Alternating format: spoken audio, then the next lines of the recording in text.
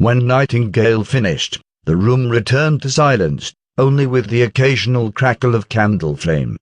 Roland had a serious look on his face, for he finally understood what the witches were.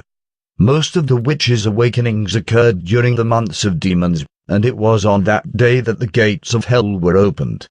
Generally, the time when witches reached adulthood was a dividing line. If a girl had not yet awakened by her 18th birthday, then it was unlikely she would become a witch.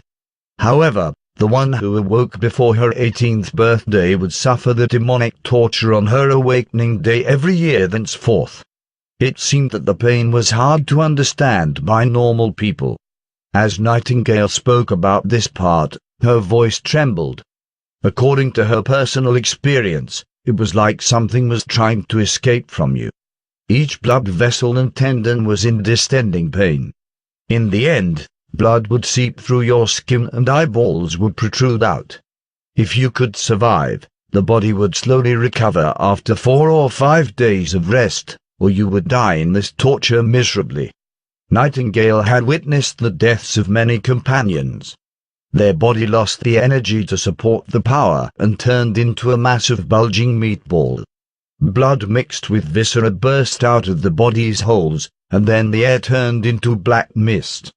Spray after spray would continue until nothing was left but sections of scarred flesh.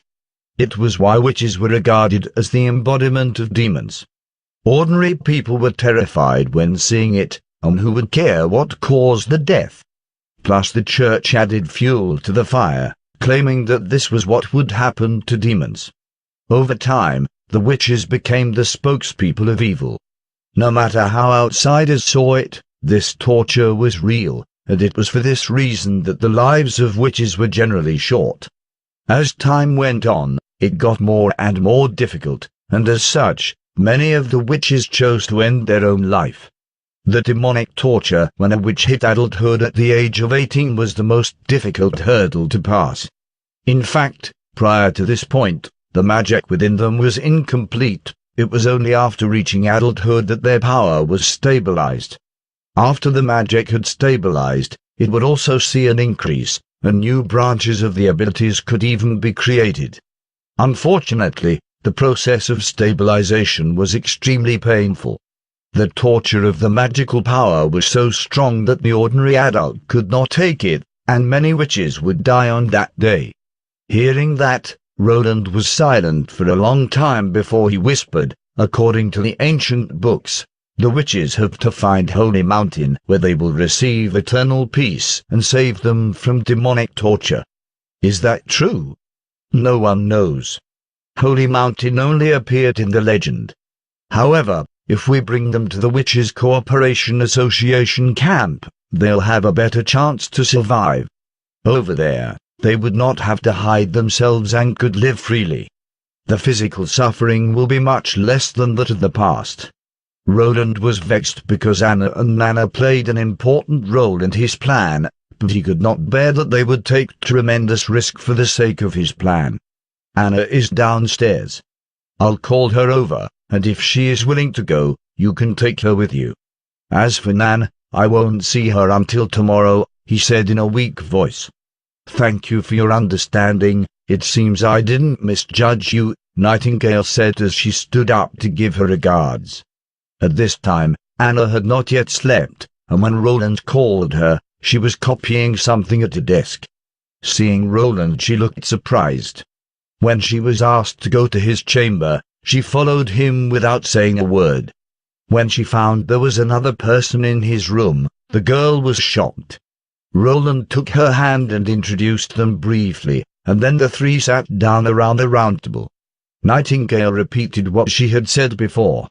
"In the camp, there are many people like you, and they'll be your sisters. This seems to be the case, Miss Anna. Although I signed the contract of employment with you, in the event of life-threatening circumstances, I must respect your opinion. If you agree, I'm not going." Roland was stunned. "What did you say?" "I said I'm not going." Anna quickly interrupted. "I want to stay here. Anne, I'm not lying to you." Nightingale frowned. I can feel the soaring magic power in your body is close to maturity. Your day of adulthood will come 2 months into the months of demons. The earlier you come to the camp, the safer you'll be." She paid no attention to Nightingale, but turned her head and looked at Roland. "Your Highness, do you remember when you asked me if I'd like to go back to Carl's College with Nan and learn with the other children?" Roland nodded. "At that time I did not respond. But what you said after? I don't care whether to live like a normal person." Anna's voice was smooth and natural. "I just want to stay with His Royal Highness, nothing more."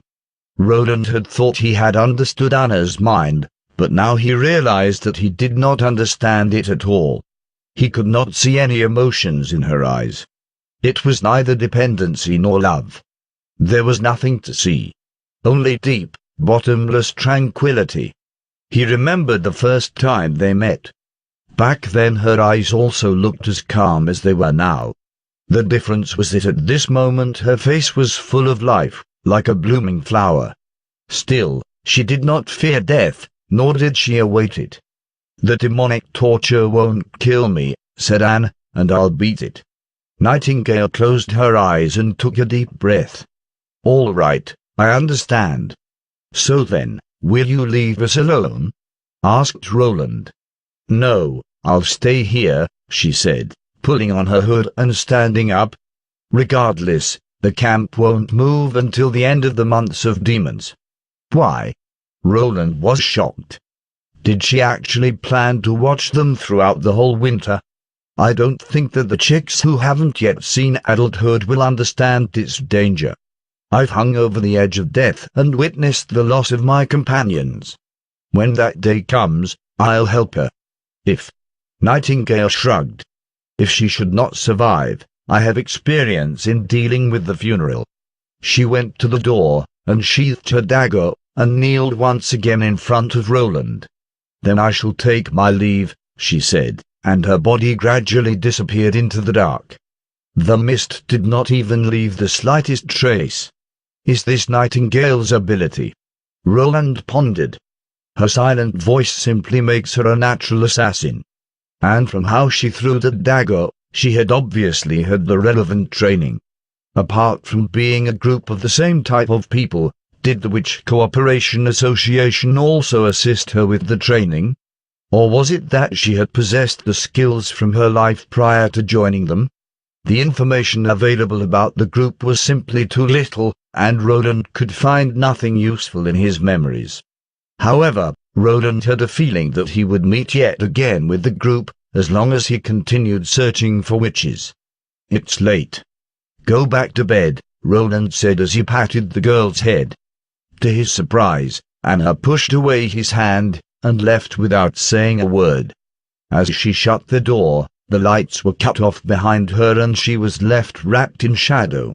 She gently leaned against the door, and the calmness left her as her eyes filled with tears. She raised her head with her arms in front of her face, and whispered with a voice that no one could hear. "Fool!